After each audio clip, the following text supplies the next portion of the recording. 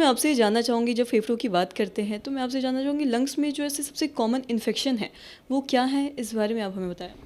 हाँ, जैसे लंग में क्या कहीं भी कोई भी इन्फेक्शन, कुछ कीटाणु होते हैं जिसमें जैसे बैक्टीरिया होते हैं, वायरस होते हैं, फंगस होते हैं, पैरासाइट्स होते हैं। बैक्टीरिया में अगर बात करें तो नॉर्मल अलग बैक्टीरिया और एक टीबी का बैक्टीरिया।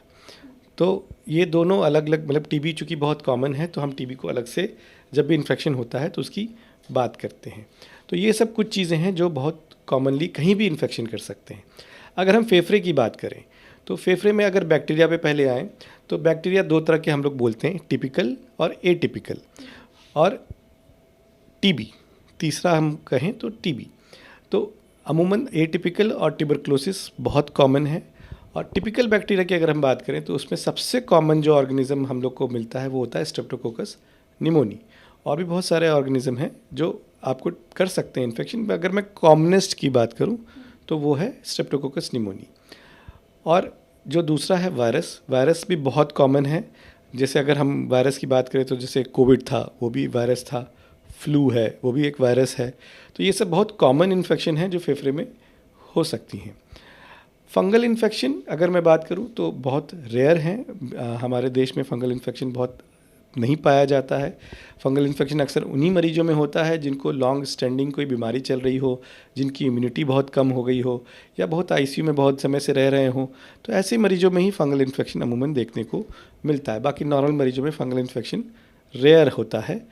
चौथा अगर हम बात करें पैरासाइट्स की, तो पैरासाइट्स अगेन थोड़े कॉमन हैं। हमारे देश में पैरासाइटिक इन्फेक्शन हो सकता है। तो वो, पर हालांकि वो भी बैक्टीरिया और वायरस से काफ़ी कम है और पैरासिटिक इन्फेक्शन हो सकते हैं। तो अमूमन अगर हम बात करें कि अभी भी चारों को मिला के अगर हम बात करें कि सबसे कॉमनेस्ट क्या है, तो हम कहेंगे कि बैक्टीरियल इन्फेक्शन, वायरल इन्फेक्शन और टीबी, ये तीन चीज़, और बैक्टीरियल में निमोकोकल, हम ये कहेंगे कि ये निमोनिया, स्ट्रेप्टोकोकस निमोनिया, तो ये हम कहेंगे कि सबसे कॉमनेस्ट कॉज हो सकते हैं कोई भी इन्फेक्शन के लंग्स में। और सर, ये फेफड़ों की हम बात करें तो मैं आपसे ये भी जानना चाहूँगी कि फेफड़ों में अक्सर हम देखते हैं कि बहुत लोगों का पानी भर जाता है, लेकिन लोग ये समझ नहीं पाते हैं कि ये हो रहा है। तो कैसे हम ये समझ पाए कि लंग्स में पानी भर रहा है? देखिए, लंग्स में पानी का मतलब हम अगर मोटा मोटी समझें तो लंग्स के बाहर पानी होती है, जो झिल्लियाँ होती हैं उसके अंदर पानी होता है। लंग्स के अंदर पानी जो होता है वो अक्सर फेफड़े की वजह से नहीं होता है, वो हार्ट या लीवर के प्रॉब्लम से हो सकता है, जिसको हम लोग फ्लूइड ओवरलोड या पल्मोनरी एडीमा बोलते हैं। पर जो पानी हम अमूमन जो हम बात कर रहे होते हैं वो होता है प्लूरल इफ्यूजन, जो बाहर फेफड़े के बाहर जो जो झिल्लियाँ होती हैं उसके बीच में होती हैं। भारत के अंदर सबसे कॉमनेस्ट कॉज उसका ट्यूबरक्लोसिस है। कैसे पता चलेगा? तो वही पेशेंट को शुरुआती दौर में सीने में दर्द होगा, फिर धीरे धीरे उसको सूखी खांसी आएगी, पानी बहुत बढ़ जाएगा तो उसको सांस की दिक्कत होगी, खासकर लेटने में उसको ज़्यादा दिक्कत होगी। और डायग्नोसिस तो मेनली एक्सरे या सीटी स्कैन से ही होता है। और साथ ही सर, आपसे ये भी जानना चाहेंगे, जब हम लंग इन्फेक्शन की बात कर रहे हैं तो इससे हम बचाव कैसे कर सकते हैं, इसका उपाय क्या है, ये आपसे ये? देखिए, ये बड़ा अच्छा सवाल है कि बचाव कैसे कर सकते हैं। बचाव में जैसे मैंने कहा कि निमोकोकल बहुत कॉमन है, स्ट्रेप्टोकोकस निमोनिया बहुत कॉमन है, जिसको हम लोग निमोकोकल डिजीज़ बोलते हैं।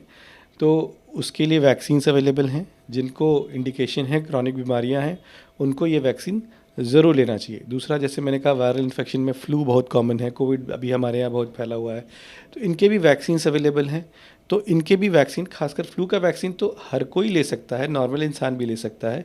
बट खासकर जिनको भी कोई भी तरह की बीमारी हो, लंबी चलने वाली बीमारी हो, शुगर हो, बीपी हो, लंग्स का कोई प्रॉब्लम हो, किडनी का प्रॉब्लम हो, हार्ट का प्रॉब्लम हो, उनको ये वैक्सीन तो ज़रूर से लेना ही चाहिए।